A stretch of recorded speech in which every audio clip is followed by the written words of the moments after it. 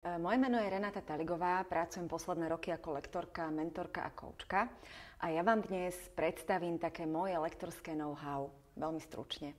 Keď ideme niekam cestovať, tak si pripravíme pas, cestovný pas. A keď sa idem vydať na lektorskú cestu, tak si pripravím môj lektorský pas. Tento pas môže mať každý lektor iný, ale tá štruktúra, ktorú vám teraz poviem, vám môže pomôcť. To znamená, že ten pas pozostáva z troch častí. Prvá časť je potreba, to znamená, uvedomím si, čo potrebuje poslucháč, účastník vzdelávania alebo tréningu. Nie, čo potrebujem povedať ja, ale čo potrebuje načerpať, počuť, navnímať on.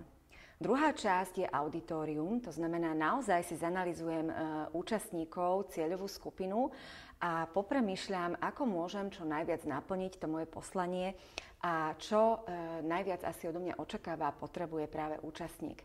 S znamená, že si premyslím situáciu, skontrolujem, zistím priestorové podmienky, časové, podľa toho potom zvolím štruktúru, rozsah, technické pomôcky, interaktivitu, ktorú začlením a tak ďalej. Takže toľko k takej tej základnej príprave. No a to, čo si musím v tomto procese naozaj uvedomiť je, že budem komunikovať na dvoch úrovniach. Prvá úroveň je vecná rovina, to znamená odovzdávam fakty, informácie, zručnosti a tak ďalej. A druhá veľmi dôležitá rovina, na ktorú občas zabúdame, je vzťahová rovina. Pretože ja počas mojej prezentácie vyjadrujem aj postoj k téme, vyjadrujem postoj k účastníkovi a nezabúdam, že vyjadrujem aj postoj samej k sebe. No a až potom teda môžem pristúpiť k samotnému obsahu, ktorý si idem pripraviť. To, čo musím vnímať veľmi intenzívne je, že prezentácia nie je PowerPoint. Ja som prezentácia. A až keď si toto uvedomím, tak môžem sa vydať smerom k štruktúre práce alebo k štruktúre celého vzdelávania. A tá teda pozostáva samozrejme z troch častí. Poviem, čo chcem v dnešný deň alebo na tomto tréningu povedať. Poviem to a poviem, čo som všetko povedala. Čiže zhrniem to úplne ideálne aj spolu s účastníkmi, že je to spoločný výstup. No a vlastne úplne na záver, taký deň pred prezentáciou, urobím také moje osobné, ja to volám, že off. Aby to bolo potom na konci, že dobre to bolo. Aby sa takto vyjadrovali účastníci.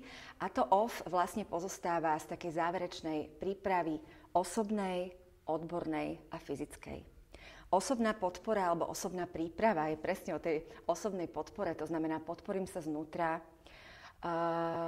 premyslím si vlastne môj zámer, môj cieľ, moju motiváciu, pracujem s trémou, ak je to potrebné, nacvičím si verbálnu, neverbálnu komunikáciu.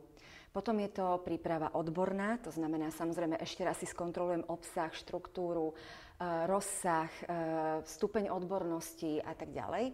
No a fyzická príprava je veľmi dôležitá, tu nesmieme nikdy zanedbávať.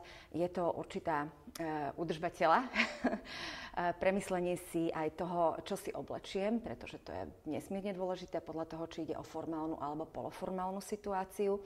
No a samozrejme, že si premyslím aj pitný a stravovací režim. No a úplne na záver by som vám chcela dať také moje mentorské tipy pre vás všetkých a bude to 5 krát nie a 5 krát áno. 5 krát nie. Nemeškaj. Nikdy nemeškaj, príď radšej v predstihu, ale nemeškaj. Druhé nie, netvár sa bezchybne a úplne dokonalé. Tretie nie, neospravedlňuj sa, ak niečo nevyjde podľa tvojich predstav.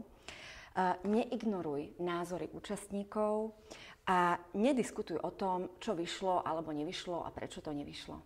No a 5 krát áno. A buď prirodzená a prirodzený, buď príjemná, príjemný, buď vnímavý na pocity účastníkov, buď vnímavý na reakcie a buď samozrejme vnímavý aj na otázky. Takže ja vám držím palce na tejto krásnej ceste a nech vás táto lektorská dráha teší.